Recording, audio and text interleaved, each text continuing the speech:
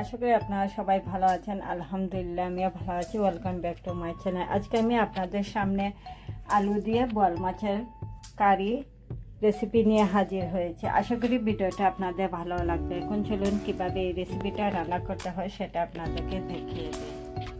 লাল আলু দিয়ে বোয়াল মাছ রান্না করার জন্য প্রথমে আমি চুলা একটা ফ্রাই প্যান বসে দিয়ে এটাতে 2 টেবিল স্পুন তেলটা দিয়ে দিয়েছি। এখন তেলটা গরম হবে। আর এখানে আমি 5 পিস নিয়েছি বোয়াল মাছ। প্রথমে মাছগুলো একটু মাখিয়ে নেব, পরে দিয়ে দিচ্ছি লবণ, তারপর হাফ টিস্পুন দিয়ে দিচ্ছি হলুদের পাউডার এবং হাফ টিস্পুন দিয়ে দিচ্ছি লাল মরিচের পাউডার। সব কিছু দিয়ে মাছগুলোকে প্রথমে একটু মাখিয়ে নিচ্ছি। আর বোয়াল মাছটা তেলে দেওয়ার পর তেল থেকে অনেকটা সময় মাছটা ফুটে পরে তেলটা পড়ে যেতে পারে, তাই ঢাকনা দিয়ে মাছটা ঢেকে দেবেন যখন ফ্রাই করবেন চুলার উপরে। তেলটা গরম হয়ে গেছে, একে করে মাছগুলি দিয়ে দিচ্ছি।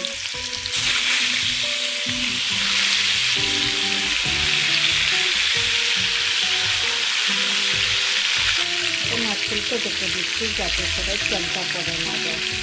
মেটের যে ঢাকনাটা আছে সেটা সরিয়ে মাছটাকে উল্টে দিচ্ছি।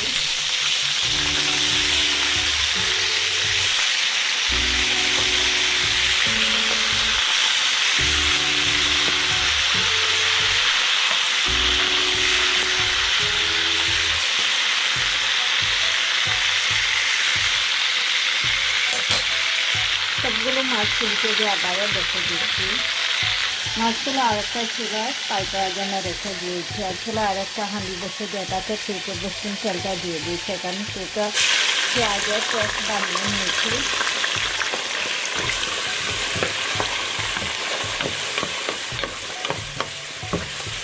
মাছগুলো ফ্রাই করা হয়ে গেছে।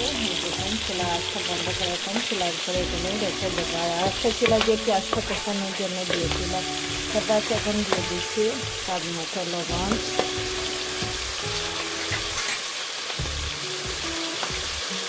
হাফ টিস্পুন হলুদের পাউডার, জালটা আপনাদের পছন্দ মতো হাফ টিস্পুন লাল মরিচের পাউডার এবং দিয়ে দিচ্ছি হাফ টিস্পুন কারি পাউডার দিয়ে আবারও দিকে কষিয়ে নিচ্ছি। মশলাটাকে আরেকটু ভালো করে কষানোর জন্য দিয়ে দিচ্ছি 200 গ্রাম পানি দিয়ে আবারও ঢাকনা দিয়ে ঢেকে দেবো। খুব ভালো করে মশলাটা কষানো হয়ে গেছে। আমি এখানে ছোটো যেটা লাল আলুগুলি কেটে রেখে দিয়েছিলাম হাফ কিলো নিয়েছি। প্রথমে আলুগুলিকে ভালোভাবে কষিয়ে নেব।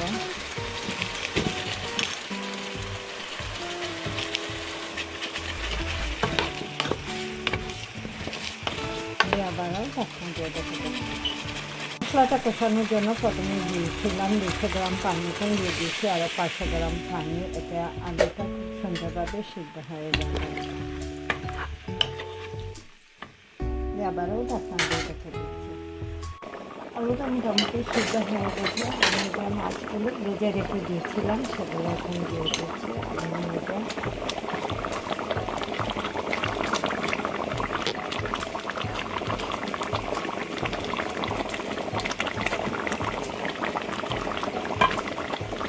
তারপর এখানে দিয়ে দিচ্ছি 6টা কাঁচামরিচ,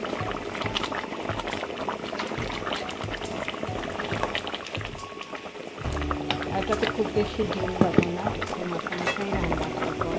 এটাতে 700 গ্রাম পানি দিয়েছি। এখানে আরও 300 গ্রাম পানিটা দিয়ে দিচ্ছি। টোটাল 1 লিটার পানি আমি দিয়েছি এটাতে দিয়ে আবারও ঢাকনা দিয়ে রেখে দিচ্ছি। এটার করে দিয়ে দিচ্ছি ধনে পাতা কুচিটা।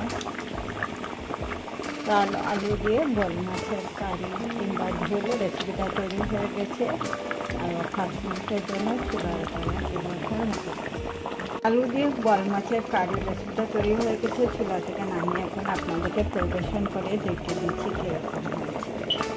আলু দিয়ে বানানো বোয়াল মাছের কারি রেসিপিটা তৈরি হয়ে গেছে। আমি একটা ডিশের মধ্যে নিয়ে আপনাদেরকে দেখতে দিচ্ছি কীরকম হয়েছে।